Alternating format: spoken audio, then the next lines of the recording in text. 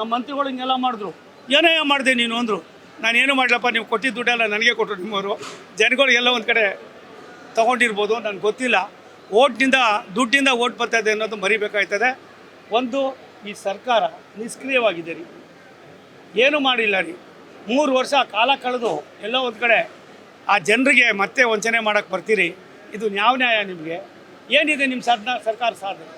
ಯಾವ್ದಾದ್ರು ಒಂದೇ ಒಂದು ಚುಕ್ಕೆ ಗುರುತು, ಹೆಜ್ಜೆ ಗುರುತು ಯಾವ್ದಾದ್ರು ಒಂದಿದ್ರು ತೋರಿಸಿ ಅವ್ರದ್ದು 3 ವರ್ಷದಲ್ಲಿ. ಯಾವ್ದಾದ್ರು ಒಬ್ಬನೇ ಒಬ್ಬ ಶಾಸಕ, ಆಡಳಿತ ಪಕ್ಷ ಶಾಸಕ ನೆಮ್ಮದಿಯಾಗಿದ್ದೀನಿ ಅಂತ ಹೇಳೋ ತೋರಿಸಿ. ಇಷ್ಟೆಲ್ಲ ಇಟ್ಕೊಂಡು ನಾವು ಗೆಲ್ತೀವಿ. ಪಾಪ ಮುಸಲ್ಮಾನರು ಇನ್ನೆಷ್ಟು ಸಾರಿ ನೀವು ಎಳೆದಾಡ್ತೀರಿ. ಪಾಪ ಬುದ್ಧಿವಂತರಾಗಿದ್ದಾರೆ. ಅವ್ರು ನಾನು ಕೋಟಿ ನಮಸ್ಕಾರ ತಿಳಿಸ್ತೀನಿ.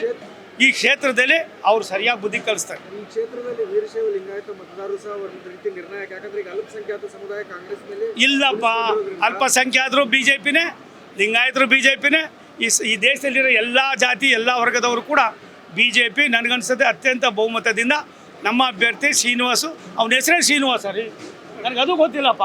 ಅವನ ಹೆಸರೇ ಶ್ರೀನಿವಾಸ, ವೆಂಕಟರಮಣ ಸ್ವಾಮಿ ಹೇಳುಕೊಂಡಲ್ಲವಾಡ.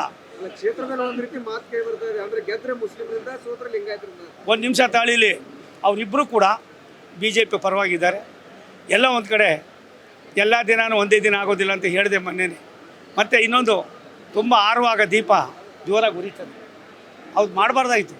ಬೇರೆ ಯಾರಿಗಾರು ಅದು ಅವ್ರಿಷ್ಟ, ನಮ್ಗೆ ಸಂಬಂಧ ಇಲ್ಲ. ಅದು ಒಂದು ಸತ್ಯ. ದಾವಣಗೆರೆ ಜನ ತುಂಬ ಚೆನ್ನಾಗಿ ತೀರ್ಮಾನ ಕೊಡ್ತಾರೆ. ನೋಡ್ತಾಯಿರಿ. ಏರ್ಪೋರ್ಟ್ ಎಷ್ಟು ವರ್ಷ ಬೇಕಿತ್ತು ರೀ? ಮಧ್ಯ ಕರ್ನಾಟಕ ಒಂದು ಏರ್ಪೋರ್ಟ್ ಬೇಡಪ್ಪ. ನಾನೇ ಮಾಡಿದ್ದೆ ರೀ. 165 ಕೋಟಿ ರೂಪಾಯಿನ ಸಾಂಕ್ಷನ್ ಮಾಡಿ ಶುರು ಮಾಡಬೇಕಾಗಿತ್ತು. ಯಾರು ಬೇಡ ಅಂದಿದ್ರು? ಬನ್ನಿ ನೀವು, ಭಾರತ ಸರ್ಕಾರ ಯಾವ ರೀತಿ ಕೆಲಸ ಮಾಡ್ತಾಯಿದೆ ಅಂತ. ರೈಲ್ವೆ ಯೋಜನೆ ಇನ್ನು 10 ವರ್ಷ ಆದರೂ ಮಾಡೋದೇನಪ್ಪ? ನಾವು ಬರದೇ ಹೋಗಿದ್ರೆ ಅಕ್ವಿಜೇಷನ್ ಆಗೋದೇನಪ್ಪ? ಇವೆಲ್ಲವೂ ಕೂಡ ಭಾರತ ಸರ್ಕಾರ, ರಾಷ್ಟ್ರದ ಪ್ರಧಾನಿಗಳ ಸೂಚನೆ ಹೆಂಗಿದೆ ಅಂತ ನಿಮಗೆ ಹೇಳಿದ್ದೇನೆ. ಅದಕ್ಕೋಸ್ಕರವಾಗಿ ಈ ಚುನಾವಣೆ ಸಿದ್ದರಾಮಯ್ಯನವರಿಗೆ ಅವ್ರೇನು ಹೋಗ್ತಾ ಇದ್ದಾರೆ, ಪಾಪ ಅವ್ರೇನು ಇರೋ ಪರಿಸ್ಥಿತಿಲಿ ಇಲ್ಲ, ಇರೋಕ್ಕಾಗೋದು ಇಲ್ಲ. ಎಲ್ಲ ಒಂದು ಕಡೆ ಬುದ್ಧಿಯನ್ನು ಜನ ಕಲಿಸ್ತಾರೆ. 2 ಚುನಾವಣೆಯಲ್ಲಿ ಭಾರತೀಯ ಜನತಾ ಪಕ್ಷ ಗೆಲ್ತದೆ. ಹೌದಪ್ಪ. ಇವಾಗ ನೀವು ಒಂದು ನಿಮಿಷ ತಾಳಿ. ನೀವು ಬನ್ನಿ, ನಾನು ಕೆಲಸ ಇಲ್ದೇವನ, ಸಿದ್ದರಾಮಯ್ಯ ಕೆಲಸ ಇಲ್ದೇವನ ಮಾಹಿತಿಯನ್ನು ಕೊಟ್ಟು ಅಂಕಿಅಂಶಗಳನ್ನು ಕೊಡ್ತೀನಿ. ಆಮೇಲೆ ನೀವೇ ತೀರ್ಮಾನ ಮಾಡಿ. ಒಂದಿನ ಸಿದ್ದರಾಮಯ್ಯನವ್ರಿಗೆ ಹೇಳಿ, ಚುನಾವಣೆ ಮುಗಿದ ಮೇಲೆ ನಮ್ಮ ಕಚೇರಿಗೆ ಬಂದು ಅವರು 1 ಗಂಟೆ ಇರಲಿ, ನಾನು ಅವ್ರ ಕಚೇರಿಯಲ್ಲಿ 1 ತಿಂಗಳಿರ್ತೀನಿ. ನಾನು ಬುದ್ಧಿವಂತ, ಅವ್ರ ಬುದ್ಧಿವಂತ ಅಂತ ಅವರೇ ತೀರ್ಮಾನ ಮಾಡಿ. ಅಲ್ಲ, ಒಂದು ನಿಮಿಷಪ್ಪ. ಅವ್ರಿಗೇನು ಗೊತ್ತೇ ಇಲ್ಲರಿ. ಅವರು ಯಾವುದೋ ಕಾಲದಲ್ಲಿದ್ದಾರೆ. ತಾಂತ್ರಿಕ ವ್ಯವಸ್ಥೆ ತುಂಬ ಮೇಲ್ಪಂಕ್ತಿ ಬಂದಿದೆ. ಸಿದ್ದರಾಮಯ್ಯನವ್ರು ನಾನು ಇಬ್ಬರು ಅರ್ಥ ಮಾಡ್ಕೋಬೇಕಾಗಿದೆ. ಒಂದಿನ ಹಿಂದೆ ಇದ್ದಂಥ ಸಿದ್ದರಾಮಯ್ಯನವ್ರು ಇವತ್ತಿಲ್ಲ. ಆ ಸಿದ್ದರಾಮಯ್ಯನವ್ರು ಕಳೆದೋಗಿ ಎಷ್ಟೋ ದಿನ ಆಗ್ಬಿಟ್ಟಿದೆ. ಇವಾಗಿರೋ ಸಿದ್ದರಾಮಯ್ಯ ನಿದ್ರೆ ಮಾಡೋರು. ಅದು ಆಗಬಾರ್ದು. ಇನ್ನೊಬ್ಬರ ಬಗ್ಗೆ ಮಾತನಾಡಬೇಕಾದ್ರೆ ಅಂಕಿಅಂಶಗಳನ್ನ ಇಟ್ಕೊಂಡು ಮಾತಾಡಿ. ಇನ್ನೊಬ್ಬರ ಬಗ್ಗೆ ಎಲ್ಲ ಒಂದು ಕಡೆ ಮಾತನಾಡುವಾಗ ನೀವು ರಾಜ್ಯದ ಮುಖ್ಯಮಂತ್ರಿ ಅನ್ನೋದನ್ನು ಮರಿಬೇಡಿ. ಆ ರಾಜ್ಯದ ಮುಖ್ಯಮಂತ್ರಿ ಆದಮೇಲೆ ಹೋದ್ಮೇಲೆ ಏನು ಬೇಕಾದ್ರೂ ಮಾತಾಡಿ, ಬೇಡ ಅನ್ನೋದಿಲ್ಲ.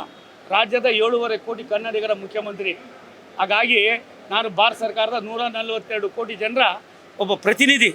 ಸನ್ಮಾನ್ಯ ನರೇಂದ್ರ ಮೋದಿಯವರ ಸಚಿವ ಸಂಪುಟದಲ್ಲಿ ಒಬ್ಬ ಸದಸ್ಯ ನಾನು, ಮಂತ್ರಿ ನಾನು. ಅದನ್ನು ಬಿಟ್ಟು ಮಾತಾಡೋದೆಲ್ಲ ಮಾತಾಡಿ ಇನ್ನೂ ಒಂದಷ್ಟು ತಗೊಳಕ್ಕೆ ಹೋಗ್ಬೇಡ್ರಿ. ಇನ್ನು ಮುಂದೆ ಆದ್ರೂ ಗಾಂಭೀರ್ಯತೆಯಿಂದ ನಡ್ಕೊಳ್ಳಿ. ಅಪ್ಪ, ಒಂದು ನಿಮಿಷ ತಾಳೋ. ದೇಶದಲ್ಲಿ ಎಲ್ಲ ಕಡೆಯೂ ಆಗ್ತಾಯಿದೆ.